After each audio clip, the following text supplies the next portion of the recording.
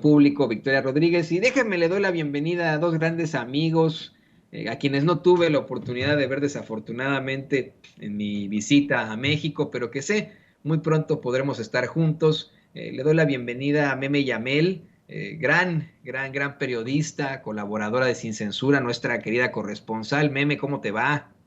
Mi querido Toñito, muy buenos días o casi tardes. Muchas gracias, pero sabes que aunque no nos vimos, te mando un abrazo enorme. Es un cariño el que les tenemos porque aunque no nos vemos muy seguido físicamente, pues compartimos una gran familia que es esta Sin Censura. Así que muy buenas tardes y aquí andamos. Nos tenemos en el corazón, Meme, como tenemos en el corazón al gran maestro Manuel Pedrero, quien también nos está aquí con nosotros para hablar de estas muy importantes temas. Querido Manuel, ¿cómo te va? Hola Toño, muy buenos días, Meme, muy buenos días, saludos a todo el equipo de Sin Censura y feliz año nuevo, próspero año 2022, un honor como siempre, saludos. Feliz año nuevo, compañeros. Y bueno, pues vamos a este tema que es muy importante. Pareciera un tanto árido, Meme, ¿no? Pero por primera vez tendremos una mujer al frente del Banco de México, la todavía subsecretaria de Egresos de la Secretaría de Hacienda y Crédito Público, Victoria Rodríguez. Y esto no solamente se remite a su género, Meme, sino a que sería una funcionaria con conciencia social, una funcionaria con una tendencia hacia la izquierda. O sea, vamos, no solamente es esto súper avanzado de ser mujer, sino que es una persona con conciencia social, algo que no ocurre en este tipo de casos, ¿no? O sea, teníamos ahí a Carstens mucho tiempo como gobernador del Banco de México y a otros impresentables, y es porque, bueno, pues tienen obviamente esta instrucción universitaria, si así lo quieres ver, académica, de tendencias ideológicas, la mayoría hacia la ultraderecha o la derecha, hacia estructuras, pues vamos, de olvidar al pueblo en su mayoría, cuando existen en el mundo economistas que sí son de izquierda, que sí tienen una conciencia social, como la que designa precisamente el presidente López Obrador y que es aceptada por el Senado. Es un tema importante porque estamos hablando de la primera mujer que sería gobernadora del Banco de México, que es algo histórico. Obviamente ella ha sido muy polémico, su nombramiento, pues dicen, es que no tiene las credenciales, no estamos acostumbrados a que tengamos, por ejemplo, personajes que son economistas o que han tenido cargos titulares y demás, pero creo que haciendo un análisis y hablando con varios compañeros economistas, como fue Mario Campa, que también es parte de la familia Sin Censura, ha dicho, bueno, vaya, a Carstens, que es a quien más reconocen y más han admirado, por así digo, y entrecomillado, como gobernador del Banco de México, pues tampoco tenía las grandes credenciales, ¿eh? O sea, no tenía las credenciales que muchos esperan para un gobernador del Banco de México. Y aún así no saben cómo la aplaudían. Bueno, tenemos muchos ejemplos de cómo la aplaudían y cómo la admiraban. Y no solamente, y aquí lo quiero dejar claro, no solamente es en contra de la que ahora será gobernadora del Banco de México por ser mujer, sino que es por ser propuesta de Andrés Manuel López Obrador. Porque yo le puedo apostar, y aquí ya podemos hacer ternas, que si hubiera sido otra administración y hubiera nombrado a una mujer, le estarían aplaudiendo por simplemente haber nombrado a una mujer, lejos de haber nombrado a una mujer que fuera capaz. Entonces, creo que aquí el asunto se vuelve a remitir efectivamente en el trabajo que hacen en el Senado, donde hubo mucha polémica justamente por el tema de sus credenciales, pero al final la ratifican. Y creo que el hecho de que, y creo que aquí el análisis, que ya me estoy aventando a hacerlo un poco más profundo, es justamente ese, el que se tengan garantizadas ciertas, bueno, mayorías simples en la Cámara de Senadores y en la Cámara de Diputados, garantiza que este tipo de decisiones se puedan tomar y que aunque se tienen que discutir, al final salen. Cosa contraria que hubiera sido si hubiéramos tenido o si tuviéramos mayorías de oposición, porque entonces no existiría la transformación. De ahí recae la importancia en las mayorías. Y una gran transformación que existe es justamente la llegada de Victoria al gobierno del Banco de México. Ahora, también es importante señalar que ella ya ha estado antes, ha seguido el camino con el presidente Andrés Manuel López Obrador, también estuvieron cerca de él cuando estaba en la jefatura de gobierno de la Ciudad de México, en un área similar dentro de la Secretaría de Finanzas. Bueno, en ese entonces también creo que tenía mucho que ver con los egresos del gobierno de la Ciudad de México. Y particularmente creo que hay que hacer énfasis en que, aunque ella también llega con esta ola de personajes que vienen muy cercanos a Andrés Manuel López Obrador, hoy prometen una autonomía. Y esto creo que hay que entender que el que trabajen juntos, el que evidentemente, porque ambos lo dicen, tanto el presidente Andrés Manuel López Obrador como ella lo mencionan en la mañanera, que van a trabajar juntos, no quiere decir que no exista autonomía. Cuando hablamos de la gobernabilidad de un país, tiene que existir un trabajo en colaboración, como lo hemos dicho, por ejemplo, con los gobiernos de los estados. No importa si es del PAN, del PRD, que ya no hay, ¿verdad?, o del PRI, no importa el gobierno del que sea, lo que interesa es que puedan trabajar juntos ya siendo gobierno. Una cosa son las campañas, ahí peleense todo lo que quieran, pero cuando ya son gobierno, cuando ya fueron electos, cuando ya están ejerciendo el cargo, tienen que aprender a conciliar esas diferencias para poder trabajar. Bueno, si eso es en las diferencias, ahora imagínense en las coincidencias. En pro de la gobernabilidad de un país y de que todos estén beneficiados y de que todos podamos tener buenos resultados, pues aquí justamente estamos viendo que habrá un trabajo en conjunto y creo que esto particularmente tendría que estar viéndose hacia un tema muy polémico con el Banco de México, que pese a que justamente los economistas dicen que ha sido una buena administración la que se ha llevado al menos este último año, recordemos que fue muy polémico el que el presidente Andrés Manuel López Obrador le estaba haciendo ciertas peticiones al Banco de México para utilizar algunas reservas, las reservas, y poder utilizarlas de una manera, por ejemplo, para pagar deuda. Eso es algo que el presidente pues decía que se podía hacer, subgobernadores del Banco de México decían eso no se puede hacer, luego como que cedían entre que podría pasar, y vamos a ver si ahora con esta llegada podría verse la situación en la que las propuestas que ha hecho el presidente desde la mañanera se vean realizadas en el Banco de México. Vamos a ver qué es lo que pasa. Y precisamente así como menciona Meme, querido Manuel, los odiadores y flatulentos de siempre, esos que pase lo que pase, se oponen a todo lo que tenga que ver con López Obrador, aseguraron que la subsecretaria de Egresos de la Secretaría de Hacienda, Victoria Rodríguez, no estaba calificada para presidir el Banco de México y como de costumbre se exhibieron ellos solos por sus propias, y perdonen que sea tan soez, pues por sus propias pendejadas, ¿no?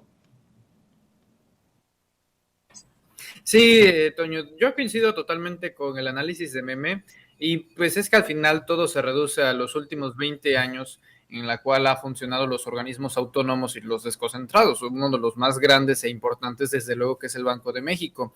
Pasamos de tener a un devorador al servicio de los intereses económicos. Híjole, perdimos por unos momentos al queridísimo Manuel Pedrero. En estos momentos doña Ceci está intentando retomar la comunicación con él, pero pues yo también les planteo mi idea en cuanto a esto, mi querida Meme, ya que estás aquí con nosotros todavía. La, la realidad es esa, ¿no? Qué bueno que lo mencionas. Tampoco Carstens tenía las grandes credenciales, tenía buena cara y buena pinta para los conservadores, para en esos momentos, para los personajes cercanos a Calderón, después a Peña Nieto, pero hasta ahí. Es el personaje que como secretario de Hacienda, si no me equivoco, consigue que se apruebe el presupuesto en su totalidad, casi de manera, bueno, de hecho, de manera unánime, algo que es verdaderamente inaudito en las cámaras, ¿no? Por ejemplo, a alguien así. Y hoy yo quiero insistir con eso, tenemos una mujer que es, pues tiene una idea distinta, que a lo mejor y por eso puede ser considerada como una impuesta por el presidente López Obrador, un peón en el tablero. No sé si haya regresado con nosotros, Manuel. Creo que sí lo tenemos todavía, ya tenemos ahí, está haciendo la reconexión, pero a ver, creo que ya lo tenemos por ahí, ¿verdad? Y me dice, ahí está, querido Manolo, te perdimos por ahí, te ofrecemos disculpas, ya sabes que la tecnología no tiene palabra de honor. Hola, sí, ya regresé de nuevo, no le compren internet Slim. Bueno, sí, decía que en este caso, en el caso de Victoria Rodríguez Ceja, es un perfil bastante atractivo, sobre todo por el perfil que actualmente tiene el gobierno federal. Ciertamente es algo que se debe de respetar, se trate de cualquier presidente de la República el principio de la autonomía entre instituciones y organismos fundamentales. En el caso del Banco de México, pues el organismo que regula la economía nacional, el que decide lo más sencillo, desde las tasas de intereses hasta la impresión de billetes en este país. Ahora, en el caso específico de la llegada de Victoria Rodríguez, ¿qué es lo que representa? Bueno, como sabemos, pues se trata de un cambio, de una reconfiguración de último momento, de último minuto, en torno a la figura de Arturo Herrera, que coincidentemente Arturo Herrera también llegó a la Secretaría de Hacienda a través de una reconfiguración de último minuto, después de pues los malentendidos, por no decir que básicamente la traición, el desentendimiento del proyecto de nación que había planteado el presidente Andrés Manuel López Obrador con el primer prospecto para la Secretaría de Hacienda, Carlos Ursúa. Ahora, que llegue Victoria Rodríguez Ceja representa también, queramos o no, porque también hay desgraciadamente todavía esta atmósfera y este ambiente del machismo mexicano, representa un gran logro en la lucha histórica que han tenido las mujeres para conseguir puestos importantes en la administración pública mexicana. Y si se trata de un órgano como el Banco de México, pues qué mejor. Poco a poco también van a venir las críticas de es que son gente de Andrés Manuel López Obrador.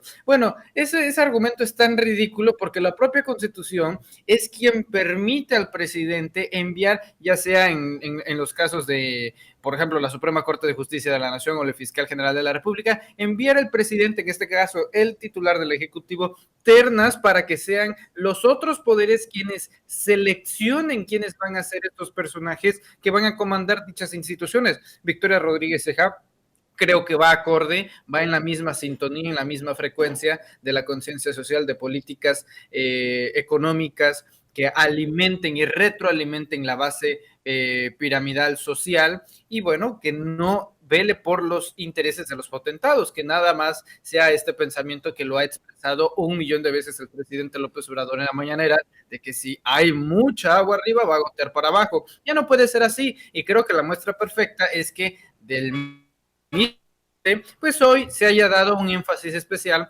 a los programas sociales. Así que creo que augura una muy buena administración, una muy buena era con Victoria Rodríguez y pues habrá que esperar.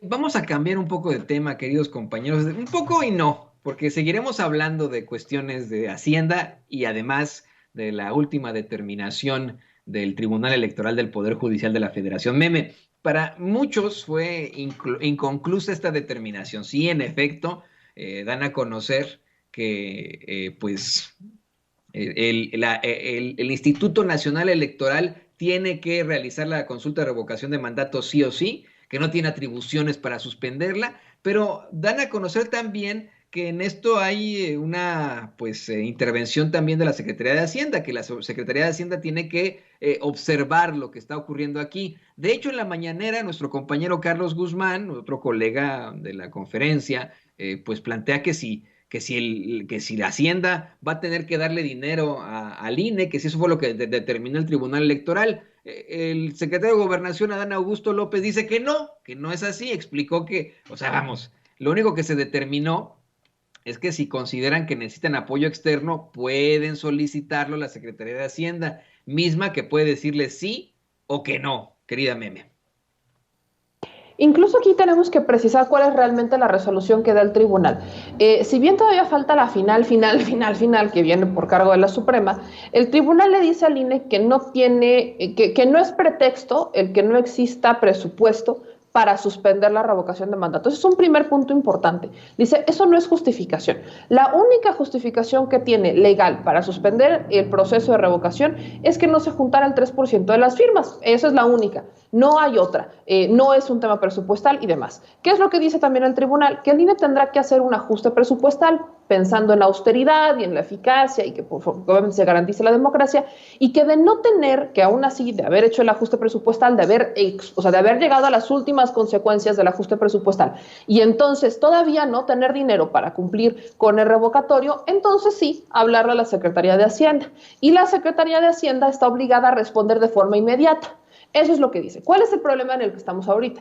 Que según el INE, ellos ya hicieron este ajuste presupuestal hasta las últimas instancias. Eso sabemos que no es cierto. ¿Por qué? Porque hay 5 consejeros que están diciendo que eso no es cierto. Recordemos que la votación para suspender este proceso de revocación es 6-5. De hecho, muchas votaciones en estos tiempos, creo que desde hace 3 años, desde que incluso van llegando nuevos consejeros, son 6-5. Porque hay 5 consejeros que están diciendo que el INE todavía no exploró todas las opciones.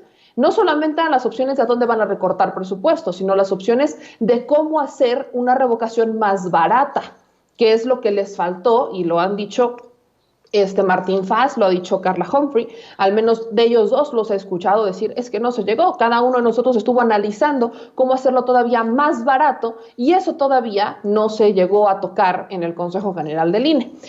Hoy celebran, por ejemplo, Ciro Murayama celebra esta decisión del tribunal diciendo que la Secretaría de Hacienda está obligada a darles dinero. No es cierto, lo que está obligada la Secretaría de Hacienda es a responderles, eso está obligada la Secretaría de Hacienda a responderles. Y la Secretaría de Hacienda perfectamente está obligada a decirles, bueno, a ver, ¿cuánto dices que fue tu recorte? Si este fue tu recorte, yo te podré dar esto. No les van a dar los 2,000 millones que buscan, no va a pasar. De hecho, el presidente plantea que tienen que llegar a la mitad del camino y lo plantea en este sentido, de si el INE hace ajustes presupuestales, por ejemplo, en los transportes, en la renta de los coches, en el tema de los sueldos, pues entonces el secretario de Hacienda se sienta con ellos y podrán ver de lo último que se ha incautado el dinero mal habido, podemos ver que se les dé algo. Pero no son los 2,000 millones que andan buscando, porque el INE anda buscando más de 2,000 millones para hacer el proceso de revocación.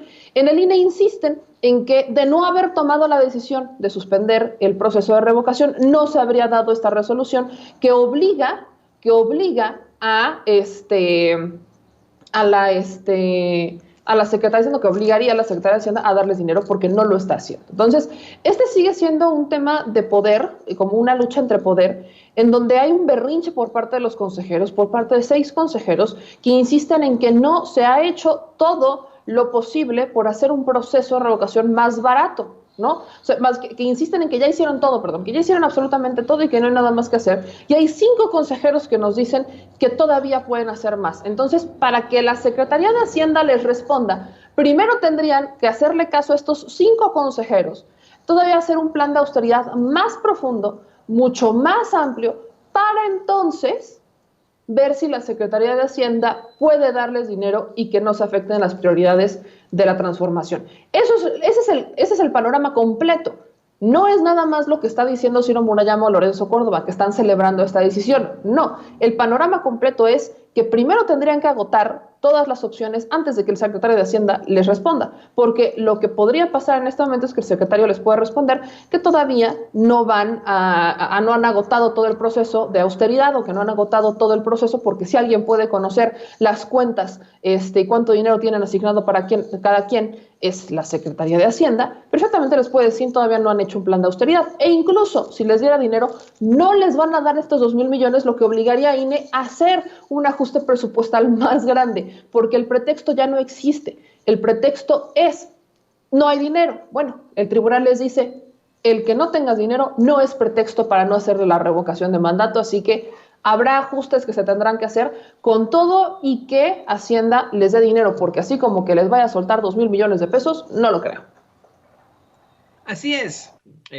Además de hablar sobre la intervención y no de Hacienda, el secretario de Gobernación, así como dice Meme Yamel, Adán Augusto López, comentó que la resolución del Tribunal Electoral revoca simple y sencillamente el acuerdo que había emitido el INE para suspender la revocación de mandato, vale la redundancia, y que la única causa para que no exista esto es que no se reúnan las firmas suficientes, que tiene que hacer adecuaciones presupuestales. Manuel, aquí la situación es clara, ¿no? Se han entregado casi 10 millones de firmas, se habla de algunas que son apócrifas, pero pues en todo caso, el INE está contra la pared, o realiza la revocación de mandato o realiza la revocación de mandato.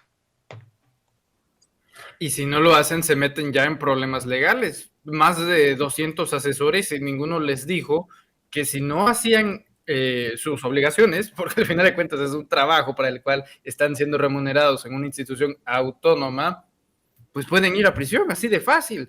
Yo creo que esta sin duda representa una victoria, pero no por las fuercitas de quien ejerció presión, que si la presión social, que si la presión, no, o sea, nada de eso. Ciro Murayama en su momento dijo que, por ejemplo, esta denuncia que había metido la presidencia de la mesa directiva de la Cámara de Diputados, que después había retirado por parte de Sergio Gutiérrez Luna, era una victoria de la presión social que había cometido los intelectuales, la sociedad civil, los medios de comunicación, cuando pues en realidad no se trata nada de eso. En el caso particular de este revés que da el Tribunal Electoral, es una victoria de lógica, porque desde luego no hay recurso para decir no podemos hacer la revocación de mandato en base a que no hay dinero. No, sí hay dinero. El punto de la administración y de la redistribución de los recursos en las cuales el instituto se le va a terminar dando casi los 20,000 millones de pesos es cosa de ellos, no del resto de las autoridades que les terminan dando el financiamiento y los recursos. Que no hay, como ya se mencionaba, la única forma en la que se suspendería la revocación de mandato es que no se lograra recabar el mínimo de firmas requerido. Y el problema está en que se triplicó esa cifra. De hecho, es ampliamente superior al número de firmas que se terminó reuniendo para la primera consulta popular, en específico la de juicios expresidentes del 1 de agosto de 2021, del todavía el año presente. Aquí se llegó casi a las 10 millones de firmas. Apócrifas, bueno, irregularidades siempre va a haber, pero también es que no hubo certificaciones, no hubo garantías para plantear incluso las nuevas tecnologías que estaba elaborando, proponiendo el Instituto Nacional Electoral, como la firma. Este es un problema que viene desde 2018, que si no pueden hacerlo con el simple celular, tomar la foto porque no hay sistema, no reconoce las firmas, habla de las deficiencias que tiene el propio Instituto Nacional Electoral para hacer sus propios procesos internos y luego realizarlos. Nunca se trató de algo de dinero, Toño o Meme. Nunca se trató de que no teníamos el suficiente presupuesto.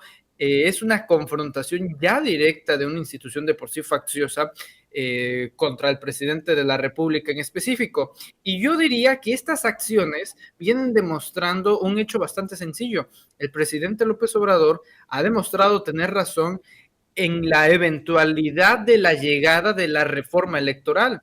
Por eso, cuando se metió esta demanda a través de la mesa directiva de la Cámara de Diputados, dijo, no estoy de acuerdo con esa acción penal, porque sería darle justamente carne a la oposición de que, ya van los diputados del presidente, los diputados de Morena, el autoritarismo, las prácticas dictatoriales de intimidación a través de procesos jurídicos, por eso se retira la demanda y que sigan de esta forma, porque eso sienta las bases para que no haya un solo pero, tanto dentro de la opinión pública aquí en México, en el extranjero, para que se haga una reforma electoral y al final pues haya una limpia profunda del Instituto Nacional Electoral y del Tribunal Electoral.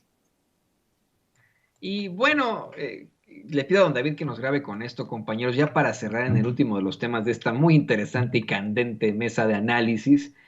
Precisamente sobre esta determinación del Tribunal Electoral, el presidente López Obrador pues celebra que pase lo que pase, que hayan determinado lo que hayan determinado, no va a haber problema con la revocación del mandato, Meme, sobre todo porque asegura que la consulta va, que lo que hay que celebrar es que se cumple lo que se determinó, ¿no? No solamente la Suprema Corte de Justicia manda la chingada al INE, es también ahora el Tribunal Electoral que manda la chingada al INE y esto se satisface sobre ese principio absoluto de que violaron la Constitución, así como lo decía Manuel hace unos momentos, teniendo 200 asesores, ninguno de estos les dijo que al violar la Constitución podían enfrentar consecuencias legales muy serias. Imagínense eso, ¿no? Bueno, pues ahora al fin y al cabo la justicia prevalece y la consulta va porque va, así lo celebró el presidente López Obrador, Meme.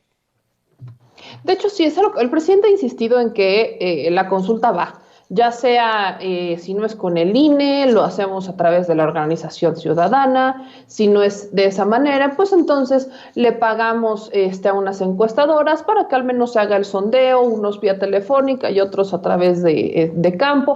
O sea, la consulta va, este es un hecho. Obviamente es necesario que sea a través del INE. ¿Por qué? Porque este ejercicio de revocación de mandato, y es en donde entra el por qué le tienen tanto miedo al revocatorio, porque es una herramienta que va a hacer dos cosas. La primera, evidentemente, poner en ridículo a un cierto grupo de personas que han dicho que esta es la peor administración que hemos tenido, que hay millones en contra de Andrés Manuel López Obrador, y que de ser legítimo el proceso, pues evidentemente veríamos que la prensa internacional, la prensa nacional, confirmaría que esas son mentiras, que efectivamente sí hay muchos en contra de Andrés Manuel López Obrador. Podemos decir que sí hay millones, pero esos millones no son mayoría cuando tenemos un país de prácticamente 130 millones de mexicanos.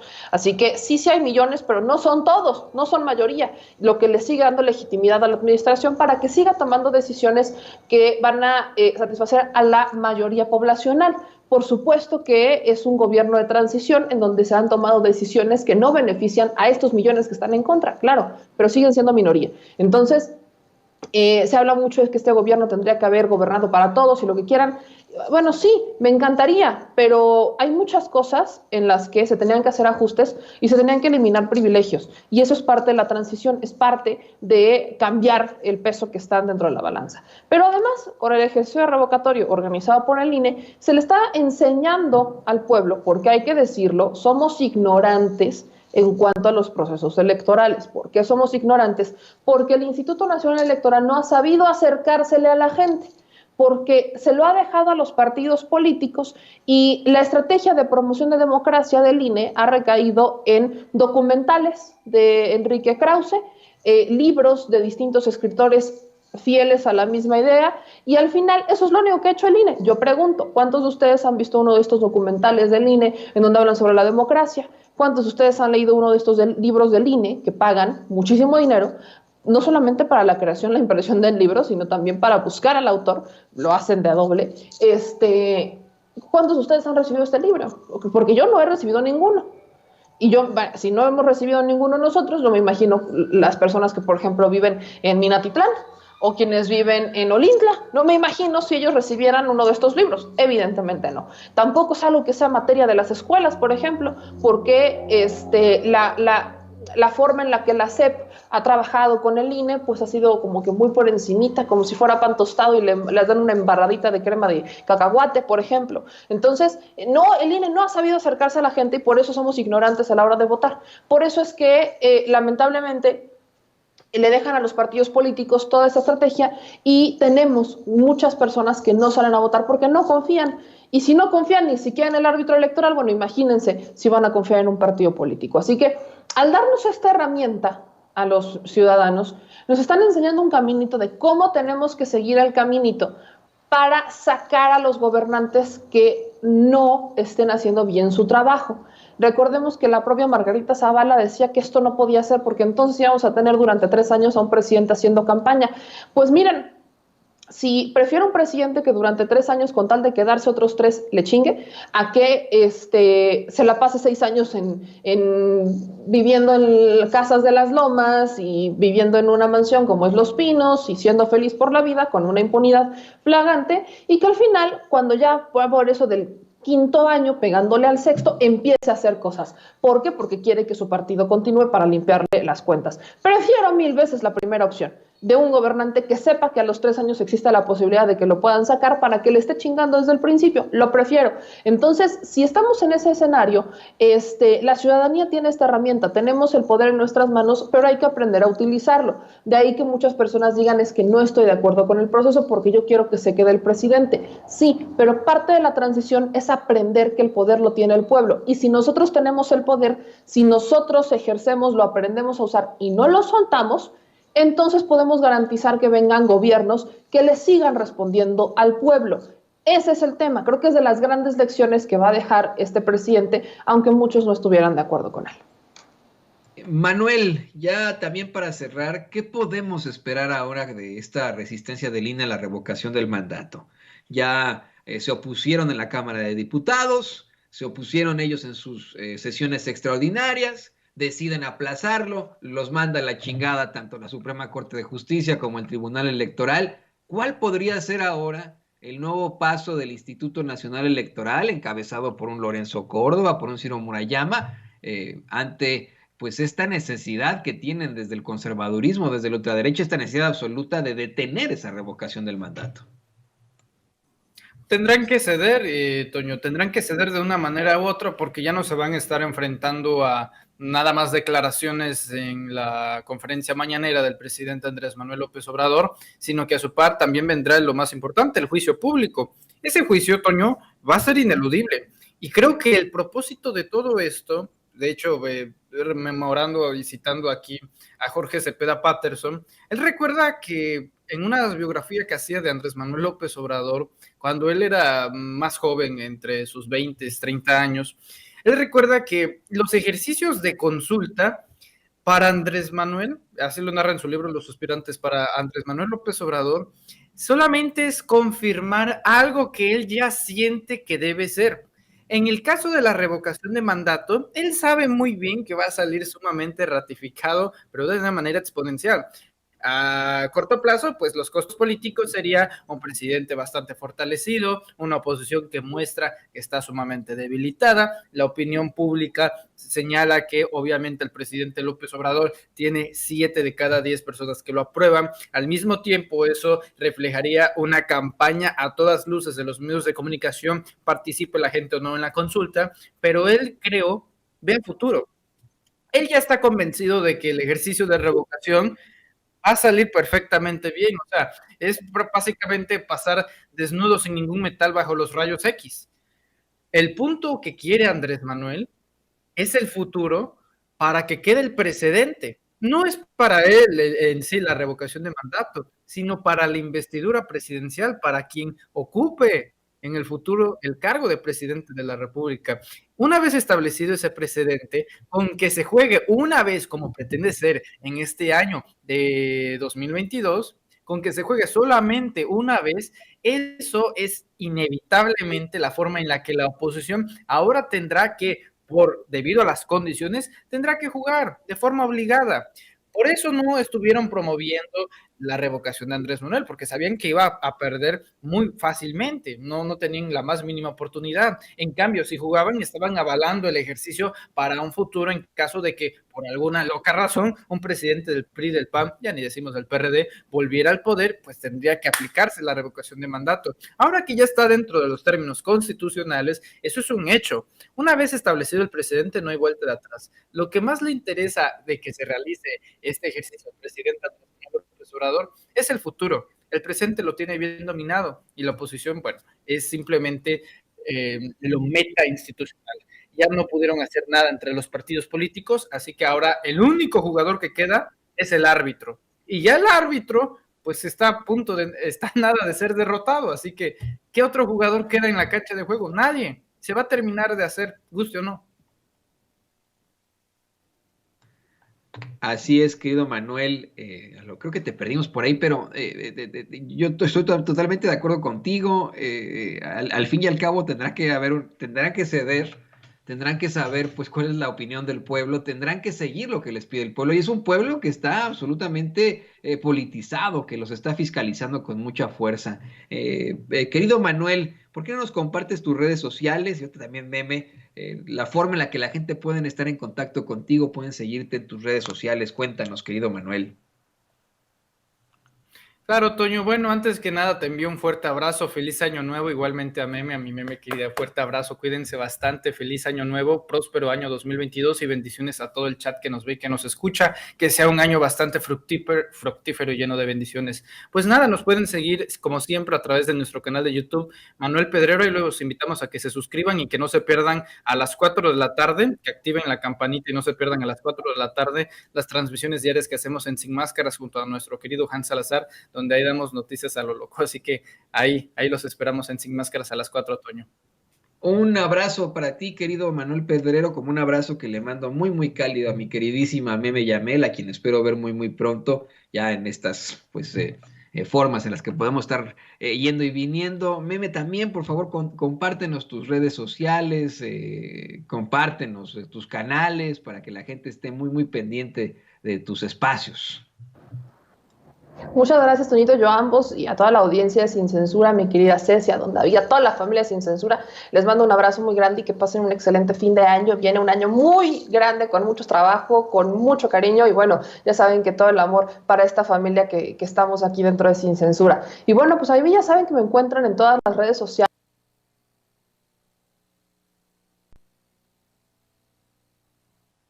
Híjole, justo Meme estaba a punto de darnos sus redes sociales, a ver si don David puede ponerlas de todos modos por ahí. Acuérdese que su canal es Meme Yamel, su cuenta de Twitter es @MemeYamelCA. Estamos viendo si podemos regresar con ella. La transmisión se nos cortó de pronto, querida Meme Yamel. Está doña Ceci Vega haciendo lo imposible, hasta lo imposible para retomar la comunicación con ella, para regresar con Meme Yamel y que bueno, pues nos podamos despedir con este abrazo virtual. Si no, creo que ya la perdimos por ahí, ¿verdad? Bueno, bueno, pues se les dice que nos ve perfecto Meme, pero se le fue por ahí. Búsquela en el Chile, usted lo sabe perfectamente. Ahí está de vuelta Meme. Adelante, Meme.